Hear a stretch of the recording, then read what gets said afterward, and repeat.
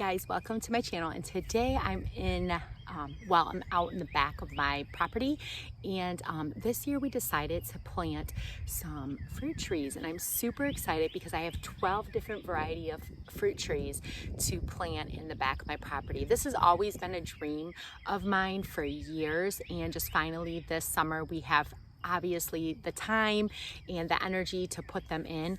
Our homestead originally was, the craziest thing, originally was an orchard. So there were several homes that were put in square mile radius through the years, but originally it started out as an orchard, and then the family basically put homes in the front of the property because it was a family farm and they all worked the farm together. So I think that's really cool.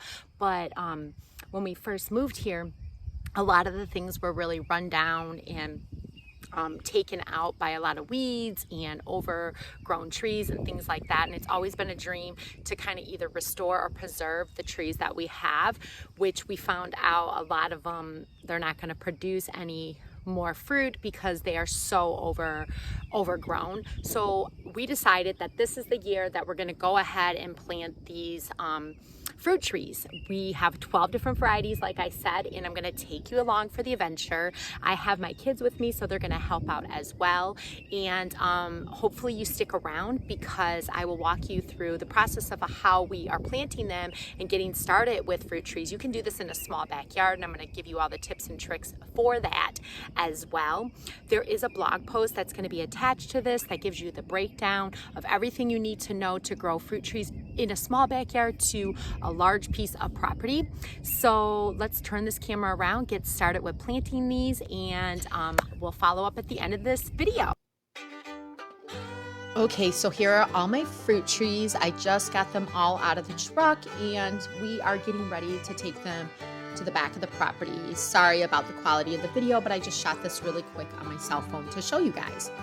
So here is my son and daughter, and of course my dogs, taking the fruit trees out to the back of the property on the tractor. Springtime, of course, is the best time to plant your fruit trees in your backyard. So if you're thinking about it, let's get fired up to do that right now. So the first thing you want to do is assess your property and decide where you want your trees, the right spot. You want to make sure, my kids are acting so goofy, your trees, if you are planting apple trees or plum trees, they have a companion. And I have a full description of this over on my blog, which is www.riggscreekfarmhouse.net. You're going to dig a hole larger, so twice the size of your pot, before you put your potted fruit tree into the ground.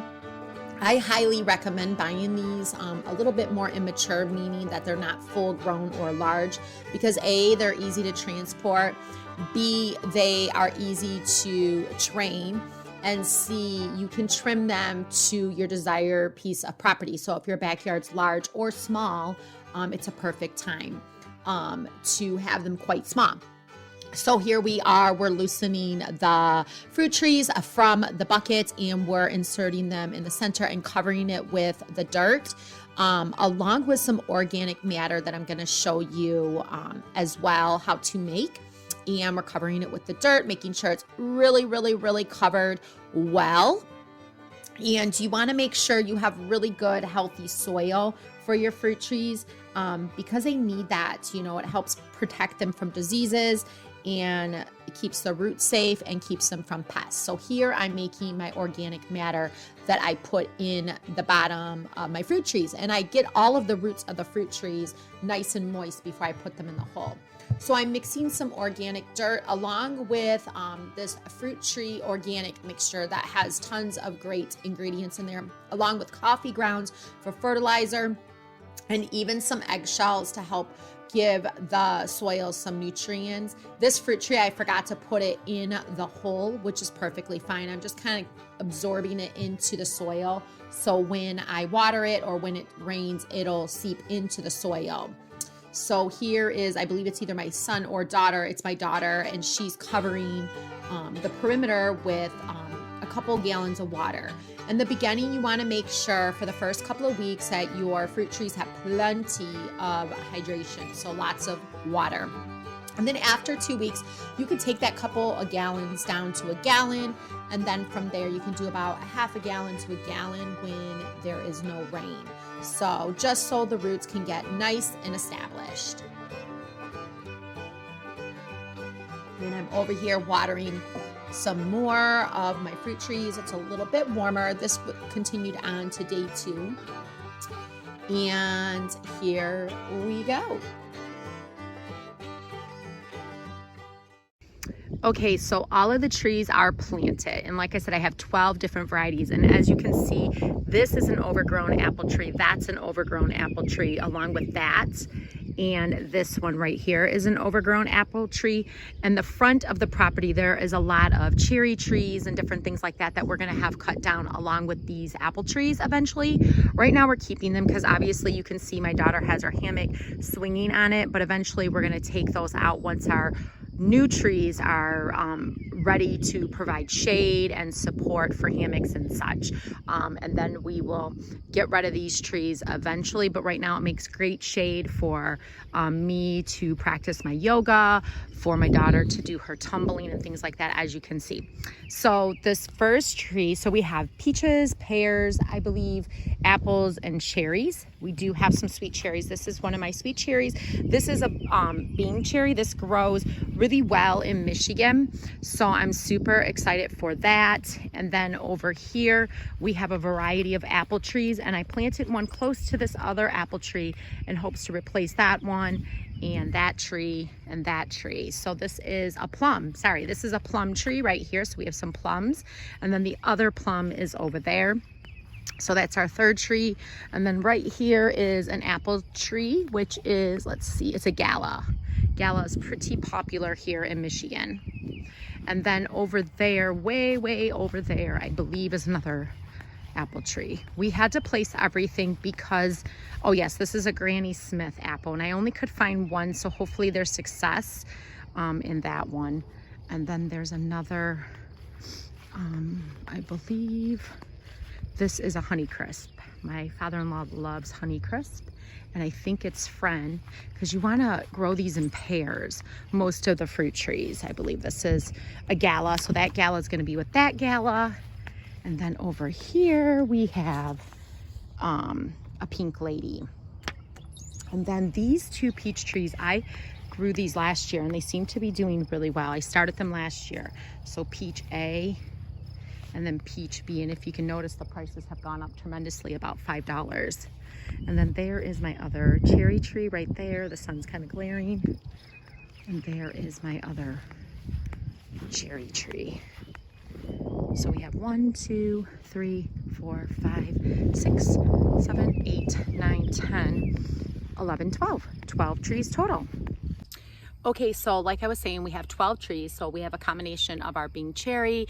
We have different varieties of apples. I mostly grew apples because there is a lot of apple trees around here, like I was saying, that we are going to be getting rid of. So I wanted to replace some of the existing trees, and we actually have 2 more apple trees in the front.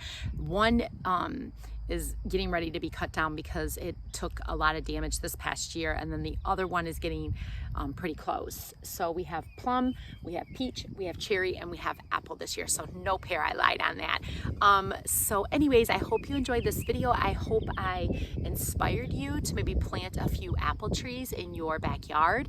You can pretty much grow anything.